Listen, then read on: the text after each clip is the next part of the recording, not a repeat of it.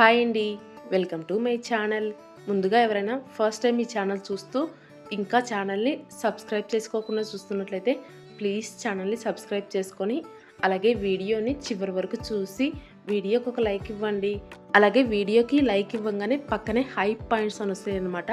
అలా hype points ఇచ్చారంటే నా వీడియోస్ ఇంకొద్దిగా ఎక్కువ మందికి రికమెండ్ అయ్యి నాకు కూడా హెల్ప్ అవుతుందన్నమాట. ఇంకా ఇవాల్టి వీడియోలో అయితే ఒక హెల్దీ దోశ రెసిపీ చూపిస్తానండి.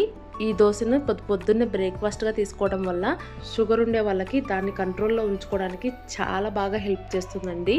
అలాగే బరువు తగ్గాలనుకునే వాళ్ళకి కూడా చాలా బాగా హెల్ప్ అవుతుందన్నమాట. బియ్యం అస్సలు వాడకుండా చాలా టేస్టీగా ఉండే దోశనైతే చూపించానండి. వీడియోనైతే స్కిప్ చేయకుండా చివరి వరకు చూడండి. బియ్యం వేయకపోయినా కూడా దోశ అయితే క్రిస్పీగా చాలా బాగుందన్నమాట. తప్పకుండా ట్రై చేయాల్సిన రెసిపీ. ఇలా చేసుకొని తిన్నారంటే ఇంకా మీరు రెగ్యులర్గా ఇదే దోశని చేసుకొని తింటారండి, అంత టేస్టీగా ఉంటుంది. ఫస్ట్ అయితే దోశకు నానబెట్టుకోవడం కోసం ఒక గిన్నెలోకి ఏదైనా ఒక కప్పు తీసుకొని ఆ కప్పుతో కప్పు నిండుగా సొద్దలు వేసుకోండి. అలాగే సేమ్ కప్పుతో ఒక కప్పు అలసందలు, ఇంకా అలాగే ఒక్కొక్క కప్పు చొప్పున పెసలు, జొన్నలు, అలాగే రాగులు, ఫైనల్గా ఒక కప్పు మినపప్పు. ఇక్కడ నేను చూపించినవే కాకుండా మీ దగ్గర ఏవి అవైలబుల్గా ఉంటే అవి వేసుకోండి. అలాగే ఒక కప్పు నిండుగా ఎర్ర కందిపప్పు కూడా వేసుకోండి. ఇంకా పావు కప్పు శనగపప్పు, ఒక స్పూన్ మెంతులు, ఇవన్నీ వేసుకొని శుభ్రంగా బాగా కడిగేసుకోవాలి. అలాగే ఇలాంటి దోశలకి నానబెట్టుకునేటప్పుడు జస్ట్ ఒక్కరోజు 2 రోజులకు వచ్చేలాగా నానబెట్టుకోండి. ఎక్కువ నానబెట్టుకున్నారంటే పిండి చాలా తొందరగా పులిసిపోతుంది అనమాట. దాన్ని బట్టి పప్పులన్నీ తీసుకొని నానబెట్టుకోండి. ఎప్పుడు కావాలంటే అప్పుడు నానబెట్టుకోవచ్చు కాబట్టి ఒక 2 రోజులకు సరిపోయేలా నానబెట్టుకోండి.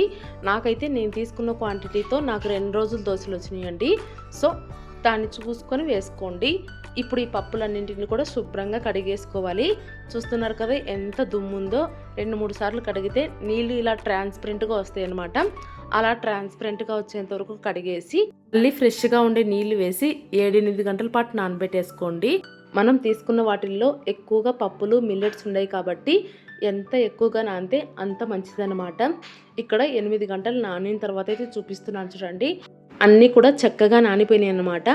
ఇలా నానిపోయిన తర్వాత ఇప్పుడు అందులో ఉండే నీళ్ళు మొత్తం వంచేసి కొన్ని మిక్సీ జార్లో వేసుకొని కొద్దిగా నీళ్ళు యాడ్ చేసుకుంటూ నార్మల్గా దోశపిండిని ఎలా మిక్సీ పట్టుకుంటామో అలాగే మిక్సీ పట్టేసుకోవాలి. కాకపోతే దోశపిండికి అటుకులు వేసుకుంటాం.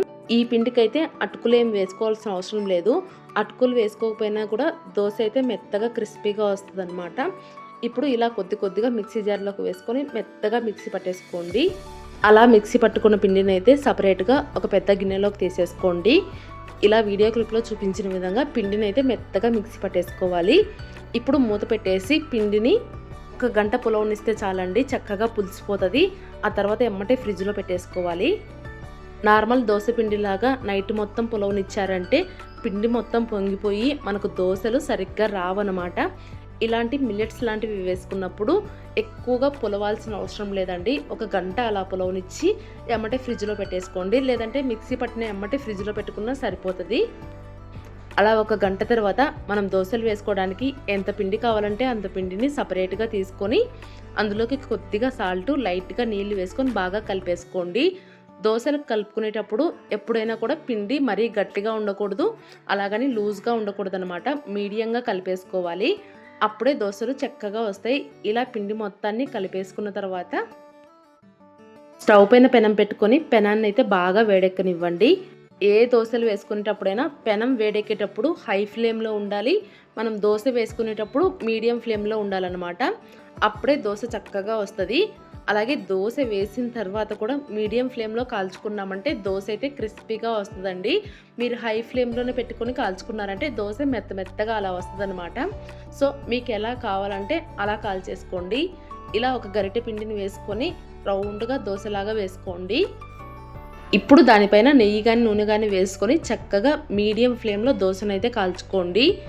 ఇలాంటి మిల్లెట్స్ దోశ వేసుకున్నప్పుడు కాస్త తక్కువ మంటలో కాల్చుకున్నారంటే దోశ మొత్తం చక్కగా కాలుతుంది అనమాట.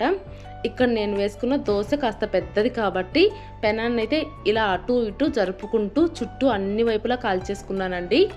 ఇలా పెనాన్ని అన్ని వైపులా తిప్పుకుంటూ కాల్చుకోవడం వల్ల దోశ అంతలక్కల కూడా చక్కగా కాలిపోతుంది అనమాట. అలా దోశ కాలిపోయిన తర్వాత చల్లాకుతో రెండో వైపుకు తిప్పేసుకోవాలి. చూస్తున్నారు కదండి దోశ ఎంత చక్కగా లేస్తుందో. ఇంతేనండి, ఇలా దోస చేసుకున్నారంటే చాలా చాలా బాగా వస్తుందన్నమాట. దోసలైతే టేస్టీగా చాలా బాగున్నాయి. ఇంకా షుగర్ ఉండే వాళ్ళకైతే ఇలాంటి దోసల్ని రెగ్యులర్గా చేసి పెట్టినా కూడా చాలా మంచిదండి. ట్రై చేయండి. బియ్యం అయితే ఎక్కడ అస్సలు వాడలేదు కదా, టేస్ట్ కూడా చాలా చాలా బాగుందనమాట.